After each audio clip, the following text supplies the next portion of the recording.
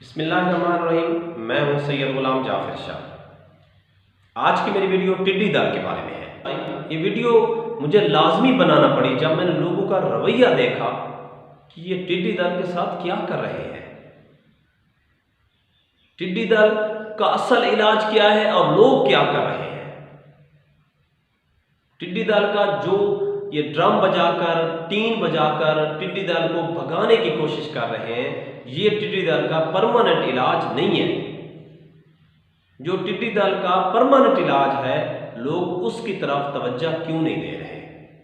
टिड्डी दल के बारे में मैंने सुना कि फलां शहर में आई है, फलां शहर में आई है, लेकिन जो ही ये मेरे गांव में आई है और जब मैंने अपनी आंखों से लोगों का रवैया देखा है तो मुझे ये वीडियो बनाना पड़ी है। टिड्डी दल का असल इलाज क्या है कि टिड्डी दल आपके खेत में दोबारा कभी ना आ सके। वीडियो मुकम्मल सुने। मेरे चैनल से गुलाम जाफर शाह को सब्सक्राइब करें। वीडियो पसंद आ जाए तो लाइक भी करें और शेयर भी करें। जब मैं फर्स्ट ईयर में था तो वहाँ पे एक सबक था, मिल्ड अटैक ऑफ लोकस्टस, टिड्डियों का मामूली हमला।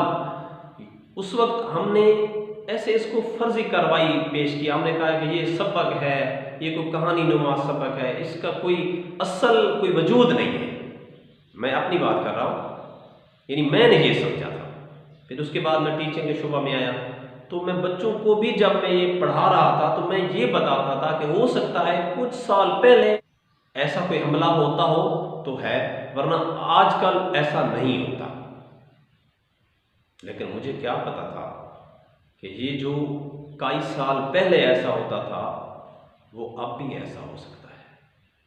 उस वक्त भी मैंने किताब में पढ़ा कि लोग जो है वो एक दूसरे को आवाज़ें दे रहे हैं, कि टीन बजा रहे हैं, शोरगुल कर रहे हैं। अगला किसान अगले को बता रहा है कि मेरी फसल से वो आपकी तरफ आ रही है, अगला किसान अगले को बता रहा है कि मेरी फसल से वो आपकी तरफ। हर किसान की ये कोशिश थी कि वो अपनी फसल में शोरगुल पैदा करके, धुआं पैदा करके इसको आगे दूर भगा सके। ये हमारे इलाके में ही जब टिड्डी दल आई और मैंने लोगों का रवैया देखा तो मैं खुद बहुत हैरान हुआ, क्योंकि जो ही टिड्डी दल का हमला हुआ तो मैंने देखा कि लोग वाकई उसी तरह जिस तरह मैंने लेसन में पढ़ा था कि लोगों ने टीन बजाना शुरू कर दिए हैं, आवाज़ ढोल बजाना शुरू कर दिए हैं। लोगों ने और कुछ नहीं मिला तो लोगों ने अपनी फसल में ट्रैक्टर को भगाना शुरू कर दिया है। अपनी आंखों से मैंने देखा है कि लोगों ने अपनी बाइक को स्टार्ट करके उनको रेस दे रहे हैं, शोर पैदा कर रहे हैं ताकि टिड्डी दल यहाँ से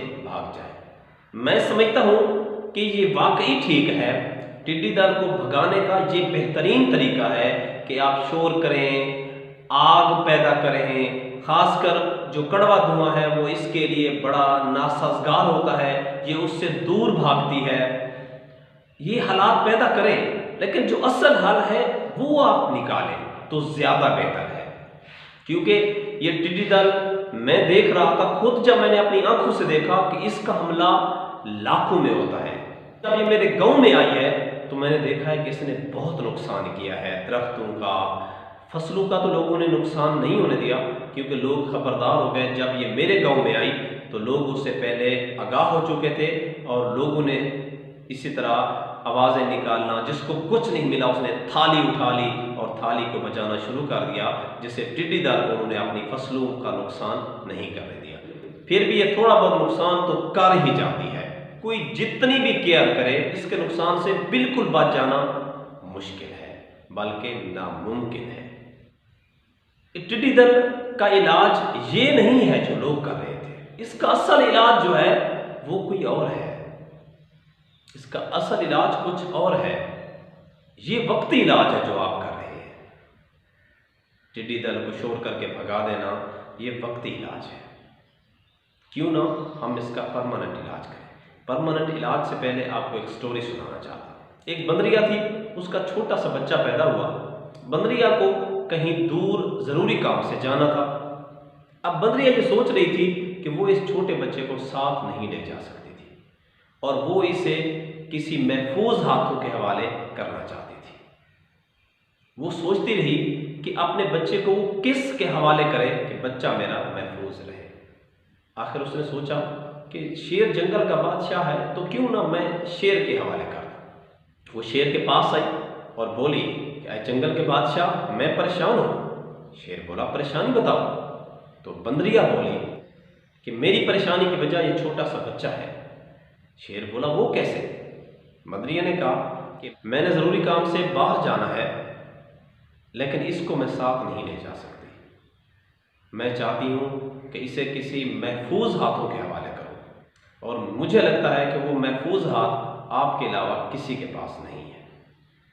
तो शेर बोला, कोई बात नहीं है, आप ये बच्चा मुझे दे जाएं, जितने दिन मर्जी है वहाँ अपना काम करें, जब वापस आएंगी तो बच्चा मैं आपको बाहिफाजत हवाले करूँगा। बंदरिया बहुत खुश हुई।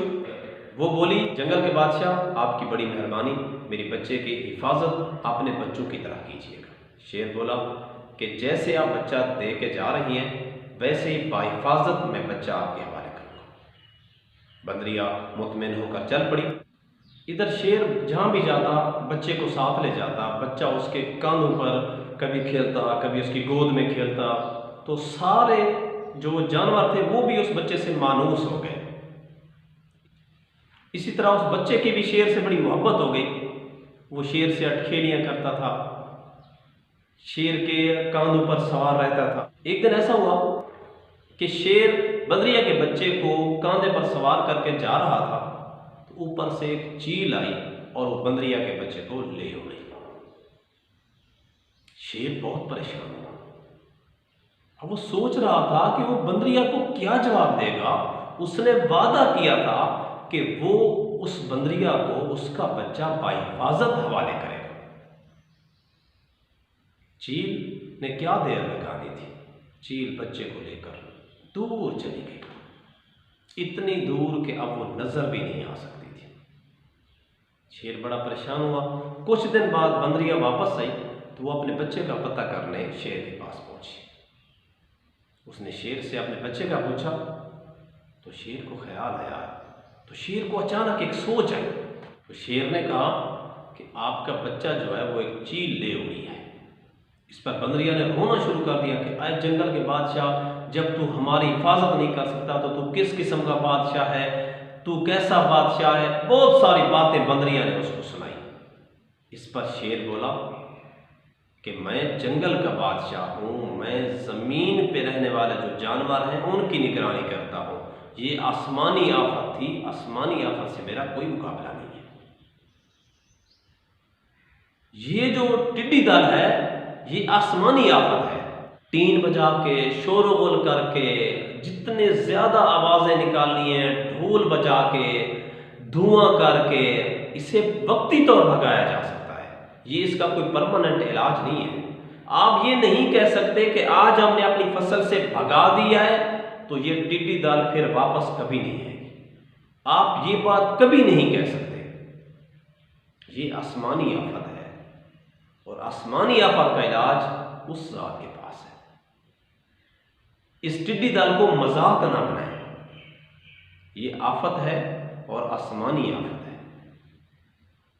बजाय इसके कि आप शोरगुल पैदा करके इसको शुगल में ले आए, अल्लाह से माफी मांगे। ये जिस फसल पर बैठती है उसका इतना नुकसान कर सकती है कि वहां उस साल की कम अज कम वो फसल कोई पैदावार नहीं दे सकती। ये दरख्तों पर बैठती है तो दरख्तों को चट कर जाती है। मैंने अपनी आंखों से इस टिड्डी दल को जब दरख्तों पर बैठे देखा और जब इसे जाते देखा तो दरख्तों की लकड़ियां नजर आई, वहां पर पत्ते नहीं थे।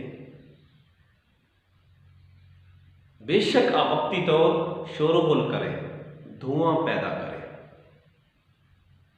ड्रम बजाएं, लेकिन इसका परमानेंट इलाज अल्लाह से मुआफी है। इसको शुगल ना बनाएं। ये आसमानी आफत है और आसमानी आफत तब ही टल सकती है जब हम अल्लाह से माफी मांगे।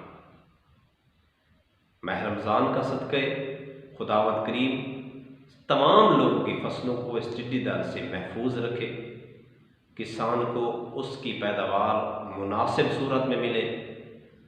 किसान जो इतनी मेहनत करता है, दिन रात एक कर देता है, खुदावंद करीम टिड्डी दल जैसी सारी मुसीबतें दूर करे, धान की फसल बेहतर से बेहतर पैदावार लाए। मुझे उम्मीद है कि आप लोग मेरी बात पे ज़रूर गौर करेंगे। टिड्डी दल आसमानी हमला है और आसमानी आफत ऐसे नहीं रोकी जा सकती।